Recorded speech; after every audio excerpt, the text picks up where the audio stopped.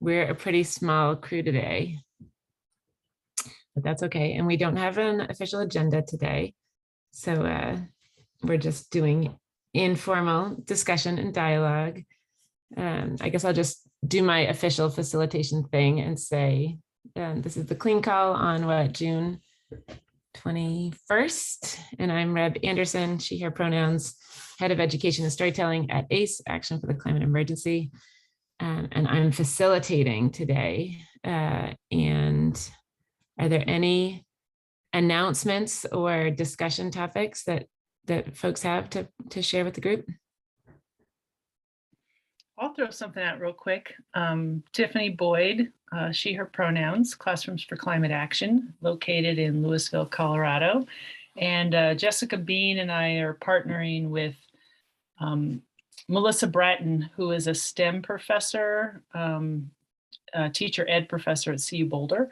And we're going to be looking at supporting pre-service teachers, kind of doing a little bit of a model on how to support pre-service teachers.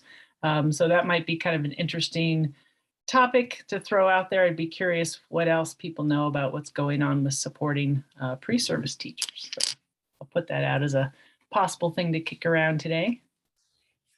Yeah. Let's keep going around and we'll do announcements and then we could come back to that one on discussion. Hi, Jim. Hi, Reb. So let's see. I'll combine at least, or it'll be the same topic. I'd like to make a short announcement and one possible topic somewhere in the mix here. Now AGU is coming around again. At least we can start at least noticing it. We now can start submitting abstracts and have until August 3rd. And so there's that, kind of generally around now we start to mention a little bit. What I can announce is one of the largest sections in AGU is actually the high school and middle school students in Bright Stars. And climate action is easily one of the high topics, maybe the biggest topic that gets talked about in Bright Stars. I know of at least 4 teams of students who are going to be giving presentations about taking action on climate change, STEM-based, science, research-based action on climate change. So that's quite a significant part of AGU. Maybe one thing I could say too is it's also, AGU does a lot of, we research climate change, but we don't really get into doing things about it. And the young people are not too tolerant of just doing more research only. So I think that's a good thing. It's a nice nudge for AGU. Thanks. Yeah, and Jim, I'm looking back at Katie's email.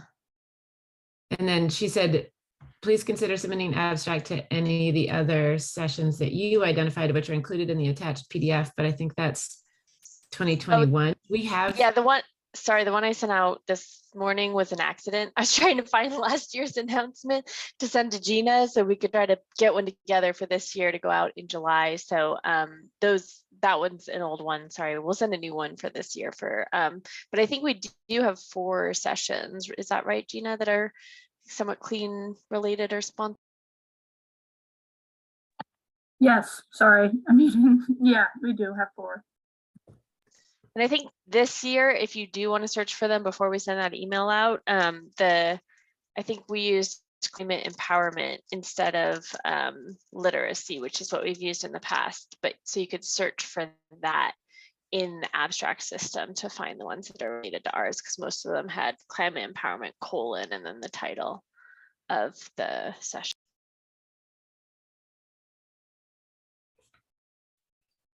And Jim, were there other sessions like the high school ones that you're talking about? That do you have a list of those anywhere, or we've done a Google Doc in the past? No, perfect question. And the step that Katie's speaking of is a step I want to start looking at, but it's always kind of in conjunction. Katie and Gina know the for sure, the clean ones. I might supplement it a little bit of just things that are going around in AGU outside of our usual circle that's going on. But I mean, yeah. And of course, what Katie and Gina and the people who have put the sessions together, right? What's the term? The larger, the convene. I'm sorry, I'm not in my terms yet. Organizers, conveners. Perfect, right. And that's what our different abstracts need to fit into on things. What I also might mention, Eric, is for students in Oakland and around the Bay Area, there's still a chance I can still get them into Bright Stars if there's students who want to do something, I mean, they can do something on all kinds of stuff, but we want to encourage things around climate, of course, or energy. And I think, Katie or Gina, do you still have, we made like a super 1 or 2 slide clean template for Yeah, folks to add in so that it like, you can put the clean logo, and actually it's probably with the old logo. So maybe we need to update that. I did update that last summer. Right. And we do have that. I'll put that in here too. Yes, we do have a new one. And Do you want me to just and I'll start put it a in. Google Doc, Katie, or do you want to start one so it's like we can all throw it in one place and then I can refer back to it when it's like the week before AGU and I'm actually like planning out what I'm going to do? Totally. Yeah. I mean, so in the fall, because the sessions will change in August, and so we'll Oh, send out right. the So it's a little emails. soon. Yeah, so we'll send out the emails now about like what sessions to submit abstracts to, but then when AGU actually comes around, we usually create a document that Yeah, has like maybe all the organize. events and things like that in the fall. So I'll wait on that document, but and we'll send an email with the abstract session links. And actually, Gina, that's a good point. In that we could probably include a link to this that has the clean logo and things like that, the slide and other things. But that might actually be more relevant in the fall to send out when people are Yep. actually working on their presentations. So we'll do that then. That's fine. But I will And still put it in the chat for folks today if you want to look at it. thanks. Eric and Katie, both have your hands up. I'm not sure who had their hand up first. Go ahead, Katie. I think it was you. Okay, thanks. I was like, I don't know either.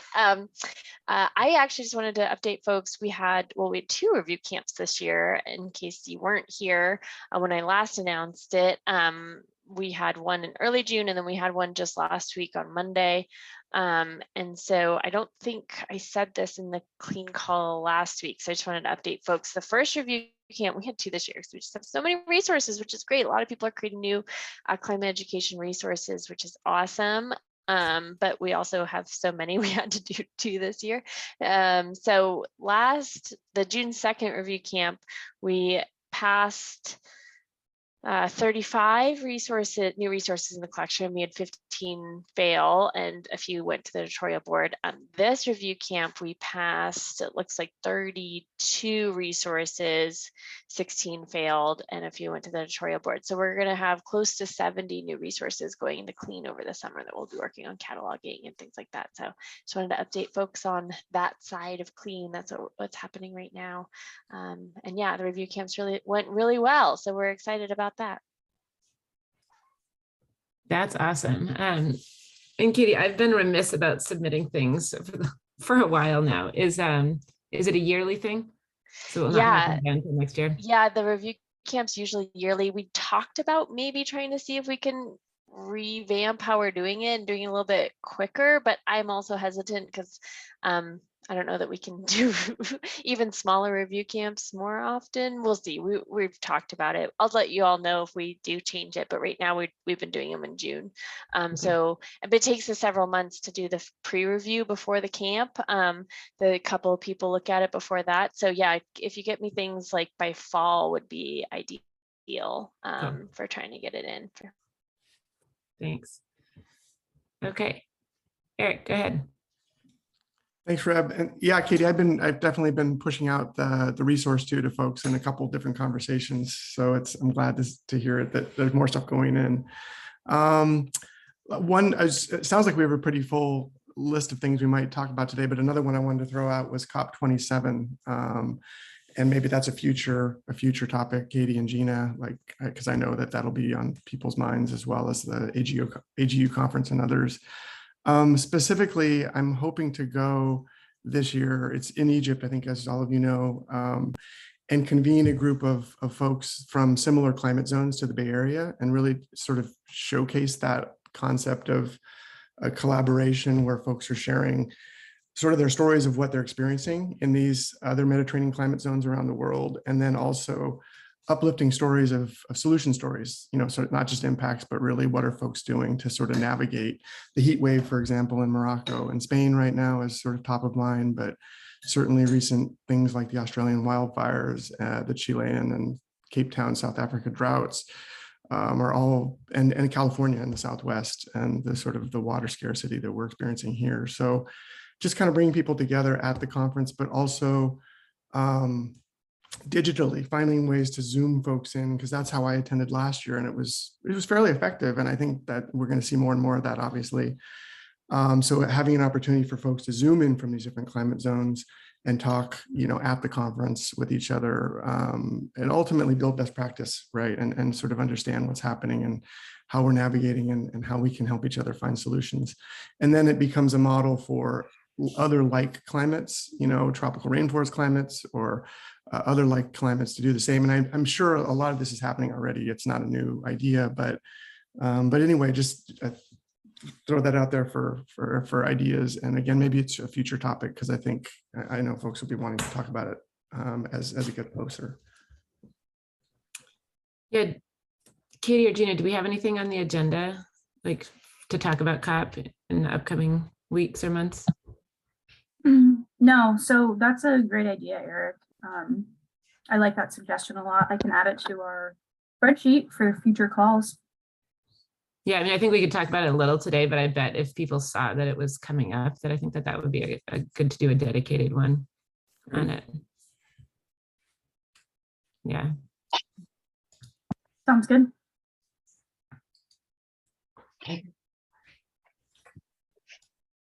Any other announcements from folks?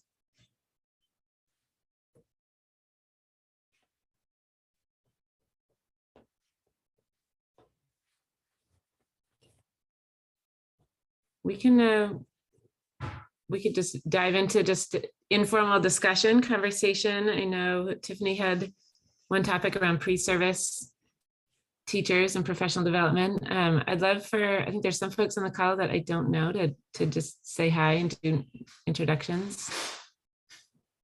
You might not know me. I don't remember if we've met. I'm Ginger Wireman. I'm in Washington State, and I work for the Washington State Department of Ecology on Hanford cleanup. But sometimes get to talk about climate when I'm in a classroom or someplace. Nice to meet you. Welcome. Meet you too.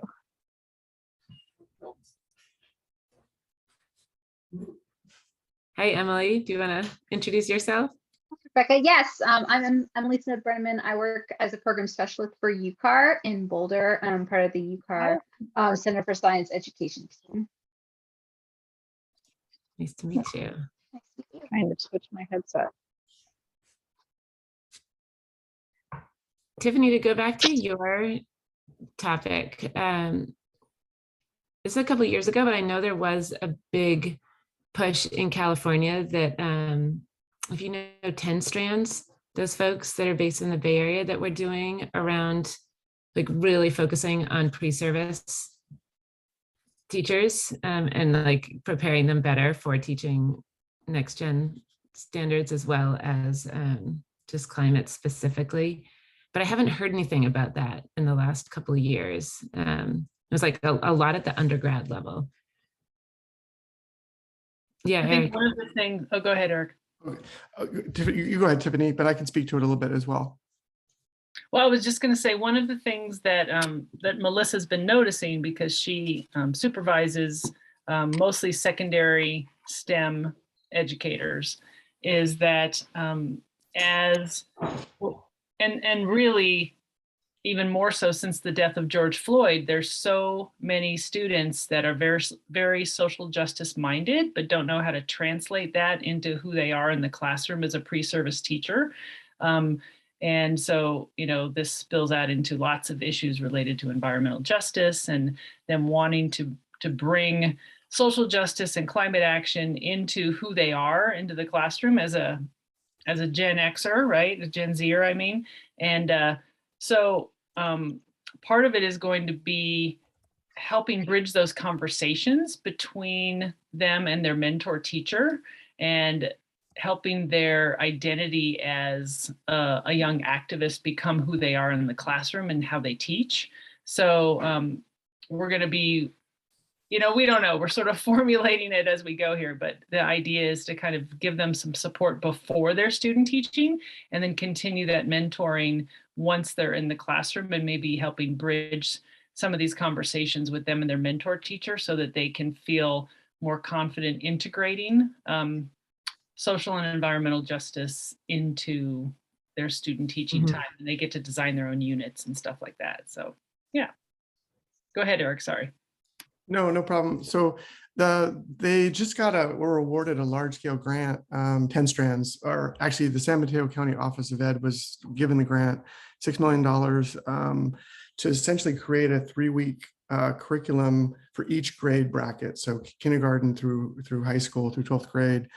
And they're taking half of that allocation and giving it, sort of put it out for bid, if you will, or for LOIs for folks to sort of create a consortium to create this curriculum. And so my group that I work with, it's the Community Resources for Science in the Bay Area, does a lot of teacher support and educator support programs. We're part of the consortium, and they're just now starting to sort of get into the details of what each partner group would be doing. So we have a meeting with Karen Cow, the ED at 10 Strands, on Thursday to sort of flesh out our role, but also get a broader sense of who's involved and what folks are doing. So, and that the idea would be that this curriculum, it's the development of the curriculum, not the PD part, not the testing. That'll probably be around to sort of a phase 2, but there will be some trial runs certainly, and some just testing it out with smaller groups. I would think including pre-service teachers and folks at universities and things. But I don't know all the details yet, but at least that I can say that that's the latest that as far as that, their area of work and their area of focus. And they brought on a new staff member named Ronnie, who's going to be spearheading this whole project. She's just getting started.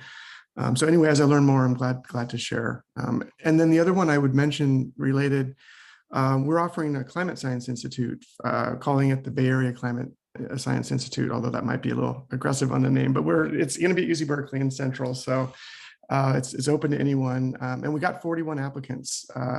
We have right now this year capacity for 20 to 30, and it's a 2-day institute, 9 to 3 each day, 6 hours. And it's for educators writ large. So not just formal educators, but informal educators. I know, Jim, that you had applied, and I'm really hoping to get you into it.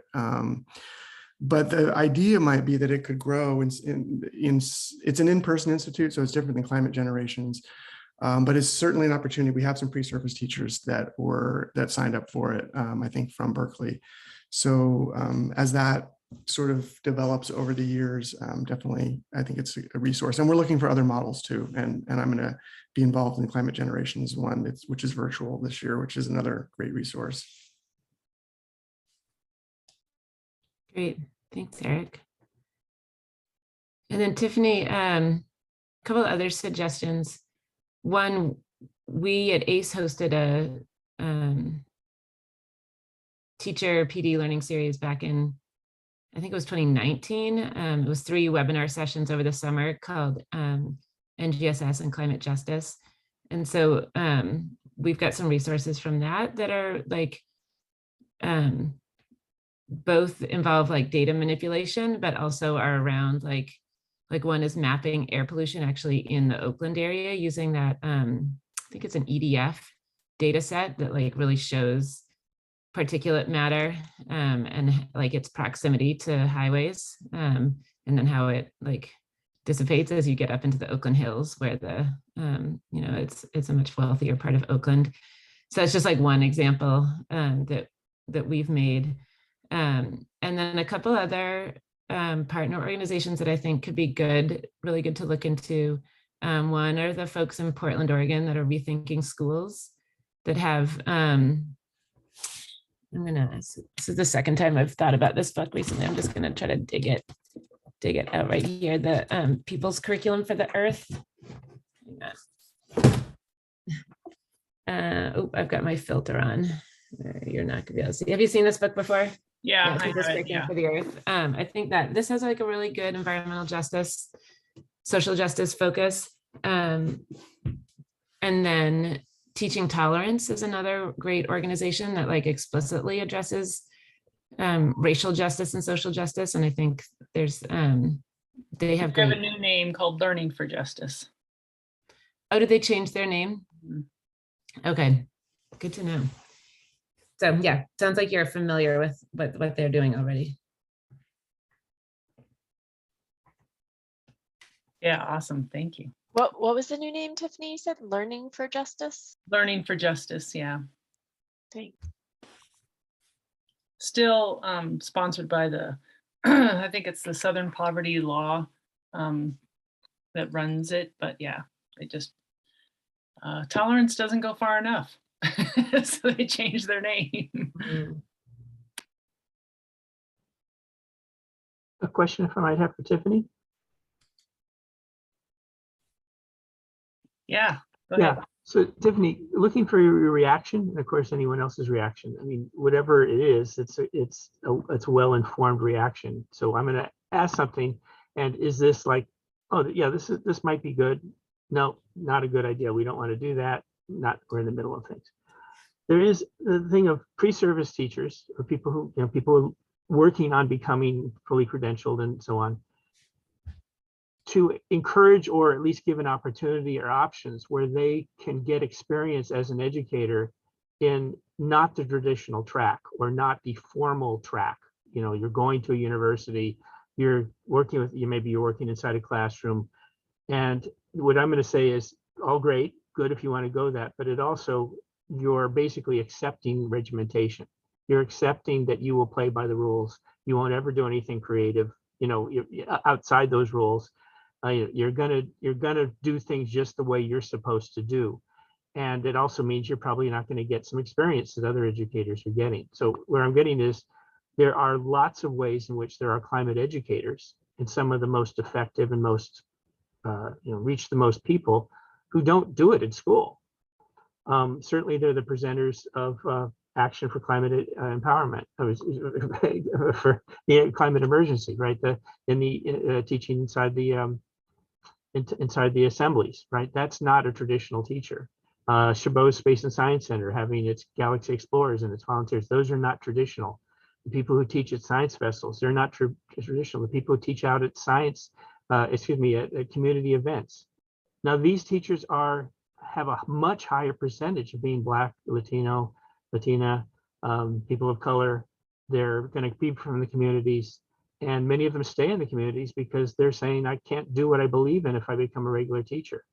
It also, I'll stop in a second, but it also is teachers who go that route get experience in doing things that are hands-on in STEM. They work with the people, they work with the communities, they work in the museums, which is much better if you want action. If you don't want action, have it top-down curriculum that tell people what to think and don't include them. So I'm just saying, is that something that kind of just, nope, that's gonna, if the pre-service teachers go that route, they're gonna get marked as mavericks, or that's not a good career move to get that kind of experience, or is it a bad thing? I would say yes, and I mean, it has to happen everywhere. And if all of the hands-on, experiential, action-motivated people are leaving public schools is where the majority of marginalized kids go to school. And I think what we're trying to do is raise up a generation of people who don't lockstep follow a top-down curriculum, for people who think for themselves and adjust what they're handed and do something differently. And so I would just say, I mean, we need the non-traditional and we need the traditional pre-service, young people who are thinking about becoming educators to be able to feel like they can boldly integrate the action and social justice and environmental justice and climate action things that they need to, no matter what their setting is.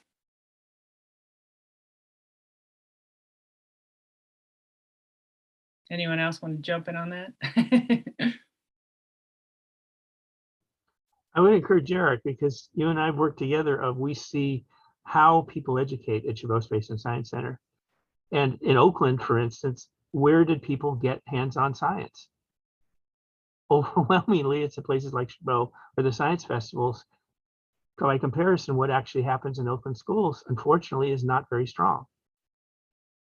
And But that doesn't mean you Chabot, stop preparing teachers who are taking that route. yeah, and Chabot was built to be a place to try to, not to criticize that, but try to make a solution toward that.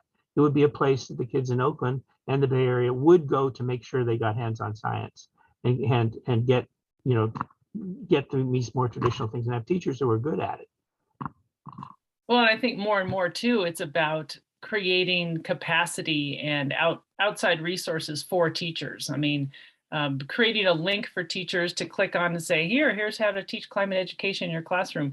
Teachers are like this. Their plates are so full with the social emotional needs of their kids these days that we need to build the capacity of the things that you guys do, Jim, to bring into the schools, right? So the idea is build the capacity of teachers with other people, not putting more on teachers' plates, right?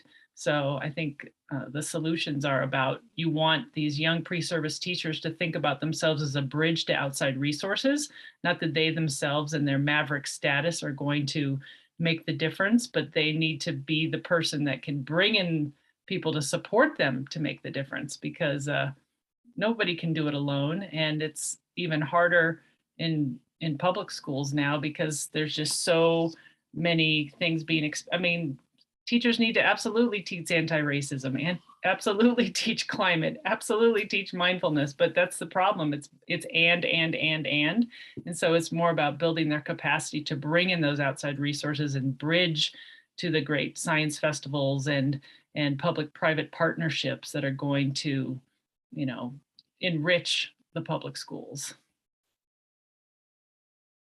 Yeah, I was kind of saying yes to both of you, because what my wife's sitting right behind me, can't see her, but she's a teacher, 22nd year, and I know, she is maxed out and she has all these things, and then COVID hits and she's trying to teach TK kids over Zoom, which is ridiculous, right? But it's really like the magic of Chabot, like Jim is sharing, is that it has this awesome facility. It's got a domed screen. It's got redwood forest outside of it. It's the perfect platform to teach about science, but about climate specifically, because you can do these tremendous visualizations in the dome theaters. You can get folks out doing citizen science in the redwoods, and we did that when I was there. But I think it's about building communities of practice. And I think there's a magic synergy that happens between informal educators and formal educators. And when you can bring those folks together, you get the sum is much more than the parts, right? Because you get all these tremendous assets and these content experts and these expert educators.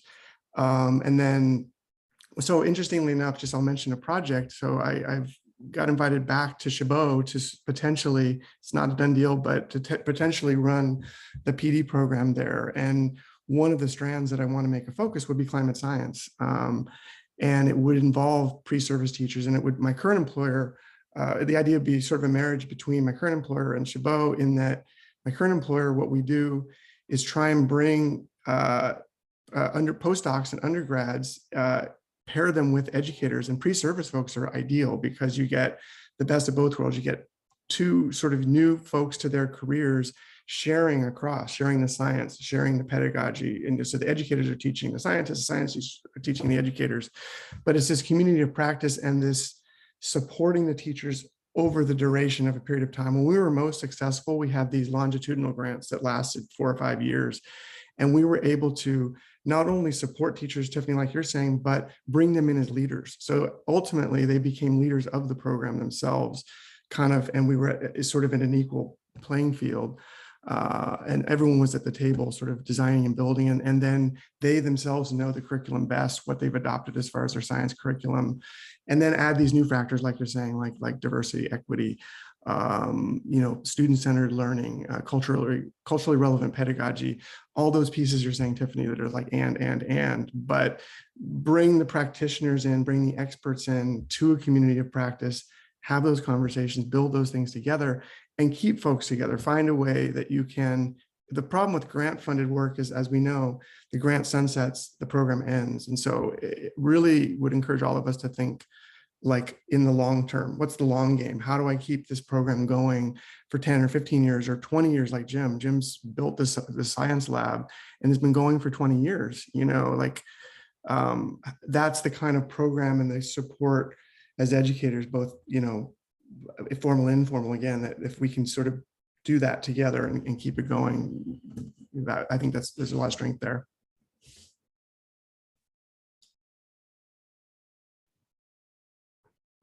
Thanks, Eric, and Tiffany, Eric, and everybody on having bridged informal and formal education and the other terms that are used for 20 years. What our work has been is deliberate. So I'm just the thing is deliberately serving, especially the San Francisco Bay Area. I mean, it is recognizing we're going to connect with the schools. Sometimes we're going to be in the school, sometimes we're out. I mean, and I guess I want to expand what we is. I work with the programs that do this for the whole Bay Area about everything that's STEM and everything. I mean, the science festivals are these giant organizations by the University of California to serve all of the schools of the Bay Area around having a place where you can do hands-on STEM and connect with the programs and connect with that. And it's set up in a way that if a school wants to officially be there and be part of it, that's fine. If a school wants to do it, but people are just going to come as families, right? So I mean, now ultimately you're trying to hook up with, you want to hook up with teachers and make it so when, because the number one question we get at these the public events, the number one question we get from parents, we get from teachers, we get from things, how can we get you to come to our school? Okay, how can we get you to come to our school? So people recognize the outside specialists are very valuable at their school. But our answer has become, we will come to the schools that are serious about doing something, okay? If there's a teacher, if they're doing things that are going to be more than 2 hours, then we'll consider coming and we'll support you, and we will support you. We will help you on it. But if you're just looking for us to check the box of, oh, we taught something about climate change, so we'll come in and do it, or ACE will come in and do it. And, you know, I mean, Reb, you can comment about this too, is, I mean, I think ACE has always been looking to engender and seed and be part of something larger and do things. If it doesn't happen, ACE does a great program, right? If it doesn't, they're going to get a lot out of assembly, but we're trying to do that. But there's always this sort of a mix of where are you most effective, that if you can reach the whole district and the whole community and play a role and do things, well, you're going to do that. But don't, but there's this thing, I guess there's that one of breaking down the thing that, how do we have there are these roadblocks that isn't the teachers that basically say, no, no, no, we don't want outsiders, you know, because of the time and the constraint. But I mean, we don't want to do that. You don't have guest speakers, you don't have field trips, you don't have going to the museum, you don't have assemblies. Well, that sounds like pretty crappy education, doesn't it?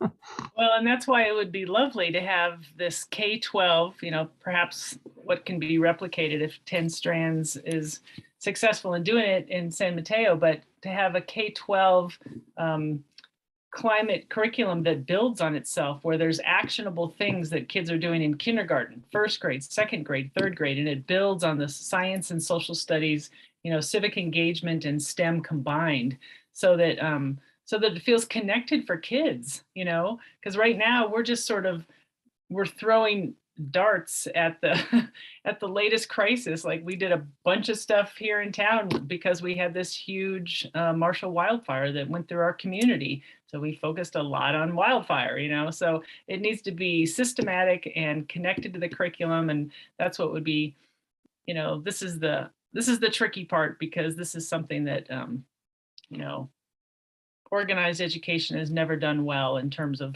coordinating curriculum.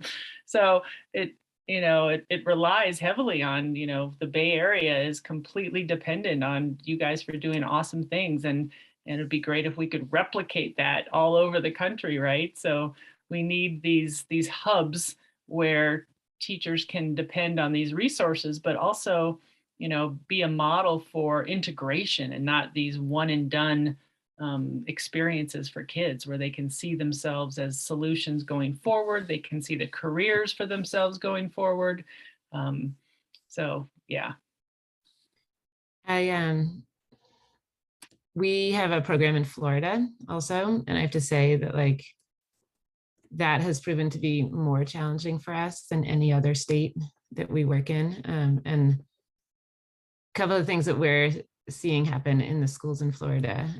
One is that teachers want our program to come into their schools, but the principals are saying no, because not only do we do education, but we encourage, so the two things that take it over across the line and scare the administration are, one, we encourage the students to start an action team at their school, you know, which is like a green club, right? Like, which they probably already have already, some kind of an environmental club or green club.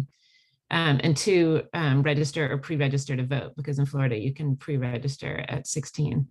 And so the teachers want us, and like several schools we've gotten the no-go from the principals because they're really scared.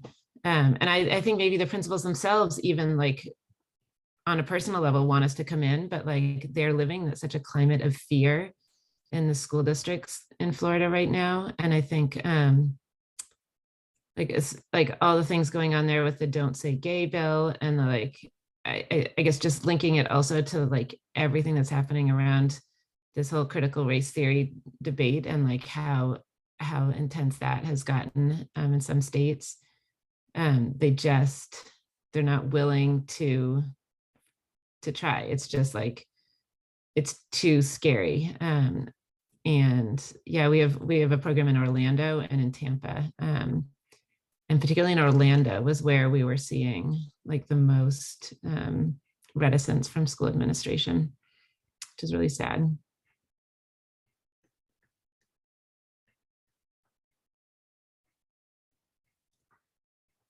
Comment, question on folks in responding to that is this, do many of us hold that this is a good idea? We have parts of the country where there isn't that type of response, you know, the pushback isn't so strong. San Francisco Bay Area, DC, Maryland, we don't get a lot, you know, the things that you just spoke of voting or taking action. That's not the problem. If there's problems, it's more the traditional time, and just, you know, we've got all this other curriculum we have to teach, and all the other, where we're not trained to do stuff and everything. That if we have places that are advancing and going, and as you're saying, Tiffany, then be a model, or, you know, learning all of the missteps and the certain things, then it goes to the places that are a little bit better, and then a little bit better, and keep on trying on in Florida. I mean, it's, you know, hats off, please keep on doing, as Tiffany said to Rev, please keep going in Florida. But it's like, but not, you know, we're not, we don't let the hardest stop the most the ripest soil, right, that go on happen. A thing I would throw in is in the question of where there have been successes, and in the Bay Area, I think it's all these programs working together, or at least working in concert or in parallel to each other. Whether we work together on a daily basis, we're aware of what Chabot is doing, we're aware of what ACE is doing, and we're connecting them and doing things and building off of each other. One of the factors that happens in these programs that aren't just inside the school is that they have young people themselves be teachers or be the voices of it. Students get to connect with young people who are doing labs or doing the action. It's not all this older adult telling them, well, this is what you do about climate, right? And I mean, another hats off to ACE. A lot of the presenters, tell me if this is true. Is this a fair characterization, ACE? Reb, that many of the presenters are more like young adults. They're maybe, in college level, or they're from the community, and there may or may not be, a university level student. They're a Black young man who has all that experience and knows things that white people who have grown up in other things just can't speak to. Well, and one side note is and we could talk a lot about hiring right now, but we're hiring a lot for our civic engagement program to do a lot of field voter registration right now. And the folks that we want to hire that are applying often we can't because they're not vaccinated. And you have to be vaccinated to do field work. And we made that a policy, and that has become, so not to totally derail the conversation, but like super interesting. Like, a lot of folks have distrust in government and vaccines for really good reason. And so like, these are jobs that like we want to hire folks for, and we can't. So that has been our most recent stumbling block, is the vaccine requirement. And what do you do? Like, it's like they're doing work in the field, like they've got to be vaccinated. Like, we're a science-based organization. Yeah. I haven't figured out the answer to that one yet. No, and agreed the difference, like our biggest events in the Bay Area. And again, because I mean not just mobile climate science labs. This includes Eric and everything. And hopefully, and I think Colorado is a great place that can adopt these or do on it, is at the big events, they're vaccinated only. You cannot be a presenter at the science festivals, and you have to show your card before you get in. At all our science events, and you have to wear a mask, and it happens, right? I mean, we get all the thing, but I mean, maybe that's again the difference of the different locations. It's sort of understood in the Bay Area or DC. Yeah, if you're going to be a teacher, you got to wear a mask and you be vaccinated. So no, not where yeah. we're working. Oh no, I get it. Again, such a you're fighting battles that maybe I'm too chicken to fight. those are important to fight. I rarely have to deal with that kind of community. I mean, the community of that background. No. Yeah. What are you guys going to do about that, Reb? I mean, I think I think the salary and the compensation that we're offering are really fair and good. And I think that's probably one of the best things that we can do. And people can get vaccinated, but we're not going to back down on the vaccine requirement for folks that are in the field. So it's just taking longer to hire people. Like, eventually we're hiring people, but it's hiring is really hard right now.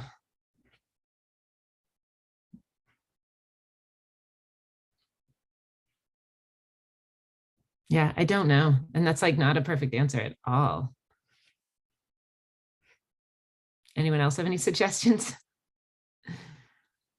Yeah, that's such a pickle. I mean, because, all the research shows that the motivation comes from someone someone within your community, not necessarily your potential employer, right? So I don't know if it could be somebody who already has the job, that is having a great experience, that talks to the person, really used you, and this is why I got vaccinated. I mean, I don't know. Yeah. It's tricky. I'm going to ask a question to Tiffany about how's the weather, how's the climate in Colorado. I mean, I have a kind of up to date, but I mean, you've got the little shop of physics, right? I mean, in terms of people who would be analogous to mobile climate science labs, right? A place that does hands-on science and goes to events and do things.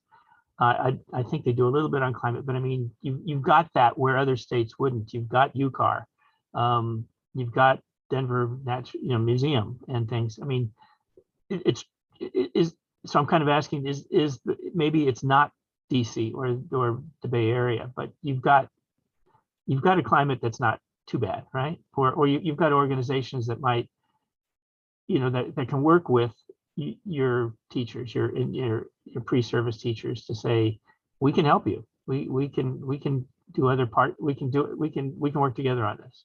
Yeah, I think I mean, obviously not exactly like the Bay Area and DC, but we're definitely a resource-rich place for sure. I think right now it's a tricky time to take the temperature of that kind of integration, because we have so much COVID fatigue, right? I don't know that there's a lot of teachers doing too much more than getting by, right? But I think, as we get over the hump of COVID, I don't know what that even looks like or sounds like anymore, that there'll be, more teachers looking to partner and to tap into the wealth of organizations that are here to help them. I think COVID fatigue is a big thing right now, though, with teachers. I mean, they're just, yeah. I've a few friends that I've tried to plan with over the summer. They're like, nope, not talking about school. Don't want to talk about it. They are done. They are done. So how about you, Emily? Have you guys had a lot of people reaching out and wanting to partner with UCAR for the upcoming school year? From I know Tiffany Foreman would be the best person to update on this, just because she's the one that interacts with teachers the most in terms of like field trips to NCAR. But we haven't opened to the public yet our exhibits, so we are still in this very much very slow to open, but we are right now, fingers crossed, looking to do, as you know, depending on how things go, really hoping to do our Super Science Saturday event in person this year. We went virtual past couple years. We're really hoping to do it in person this year, and maybe even find a way to do a little bit of a hybrid, just because a lot of folks like the virtual, because we got folks outside the area. And they really liked being able, or who couldn't travel to Boulder. So we're trying to find the best of both worlds. We haven't really done any sort of teacher workshops or anything like that since, if we have, it's been pretty minor, or we work with very select schools and communities. But yeah, all the teachers, it's been the COVID fatigue is what, we hit that too. Like when we're talking to the teachers, it's just kind of like they have so much on their plate, and another thing on their plate is just, it's too much. Can Eric, would you be willing to be on this, and maybe Reb too, on this thing of, if we have some strengths in the Bay Area, that it's important to have an example, and there's so much I know we learn by actually doing things, right? I mean, how do students take action? How do they get help from scientists? How do you think to figure out how to work? There's no book I can go to on that. There's no university. We learn by doing that. That if the San Francisco Bay Area can continue to be a place that as Colorado is able to be more open and do things, that we have our examples. And maybe I can also say a thing for Gina and Katie. Because now we have banners and we have the postcards and things, right? I can now at the events, we much more are training, or part of our presentations, what I do in email all the time, right? People find our old website, the old hub of climate education, and they write in, well, your website's really old, and what do you have and things. Our answer is, we focus on doing things on a huge community level, and we focus on the schools that are really deep on it. If you want curriculum, you got to clean. We highly recommend clean. Clean is where you go. We want teachers to clean is what you see when you come up to our booths now, right? You see clean is where the resources are.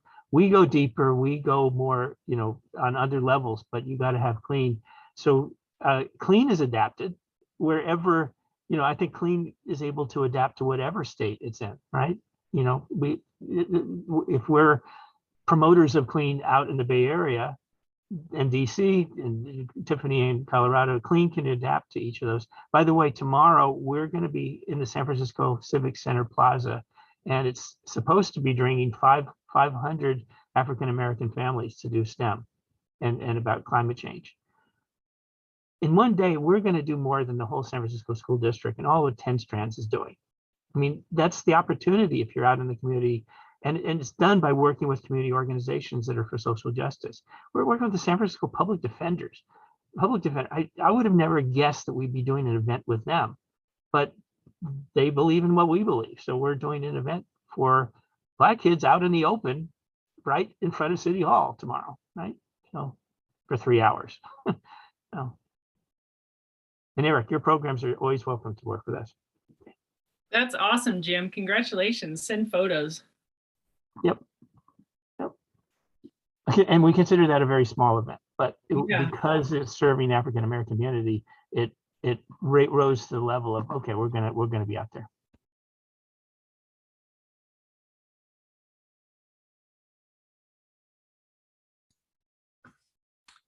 Well, good conversation, everyone. This has been great. Are we anything next week on the agenda? Or are we informal again? We're informal for a while, so if if anyone has topics that they want to talk about, like Eric's COP27 topic, that is actually really helpful because I think it helps guides conversation. But because we're approaching summer and things are a little bit, yeah, people are traveling, people are on vacation, that type of thing. We just have informal for the next few months. So I'm Yeah, open to ideas. I think having some topics would be good since, yeah, that's how summer is. We don't do as many presentations just because it's so much more varied with people's schedules. So if people have things they want to put on informal discussion agendas, let Gina know in advance and we can start sending those out and putting them on the schedule. And Gina, let's especially, I think the COP conversation is a great one. And another one is like later in July, probably like a week or two in advance of abstracts being due. We should probably reserve some time for folks to talk about abstracts, and because people always have trouble with the system and other things like that. It's just good to have some space in here for talking about that. And if I can applaud that too, that if we make it, whether it's a formal one, but an announced, we're going to be talking about abstracts and AGU, that of course draws in the people who are maybes to show up, that, hey, if you're thinking of doing AGU, come on, show up for this one. By the way, Exactly. if I would- Yeah, it'd be good to have some of these on the schedule so people know when we're talking about them and they can show up for ones that interest them. And by the way, I would mention, I don't want to make this, it's not big enough or important enough to make its own topic or something, but typically what our presentations will be for Mobile Climate Science Labs is we'll do a collab, at least one of our presentations will be a collaborative one, which is deliberately meant to give a voice or a presence of other clean programs that where it's a lower bar. You know, we can just fit you into, you know, we'll have this collaborative consortium type thing. So, you know, that all sick, you know, Tiffany, we'll have your program in each time. So, you know, so you don't have to, because it's a lot of work to do a present, even a poster presentation at AGU. It's certainly 20 hours of work or 10 hours of work if you do a really basic job. But that's, you know, it's better if we can, if someone's fit into a consortium one that's an hour work or something. It's just getting a few things. Yeah, thanks. Yeah. So could that? Yeah. Sorry. Could that be? Would it work to be? It might be in the certainly by the second or third week at the least, but maybe even the first week in July, because there's, if people are serious, they ought to need to be working on it a little bit. I mean, I feel like in the past when I've sent the announcements out to folks, I'll get like 1 or 2 people by sort of mid-July, and then a bunch of them come in the last like 2 weeks. So Okay. maybe not just the week before, because that's only a week, but maybe just the 2 weeks before, I feel like might be a good time. I think too early in July. We also get the 4th of July and people are out and stuff. So maybe mid-July, let's have that conversation. Eric, I'd be curious in the COP27 discussion to find out a little bit more about how you're connecting with programs in Morocco and all these different places. That would be really interesting to hear about. Yeah, Tiffany, absolutely. I'm glad to share that. And I've had some inroads with some countries in Southern Europe specifically, and Chile and Australia so far. But South Africa, Cape Town, looking for some contacts now, have some leads there. But, you know, we definitely talk more about it later, but Climate Reality Project is going to be one tool, that one group that I'm going to start really aggressively kind of putting the idea out there soon. So I think because they're international, so but open to suggestions as well. All right. Well, thanks everyone. Thanks for joining. Good to see you all. Good conversation. Thanks, Red. Thanks, everyone. Thanks for hosting. Yeah, thanks, Red. Have a good rest of your week. You too. Thank you, Rob. Bye all. Thank you, Rob.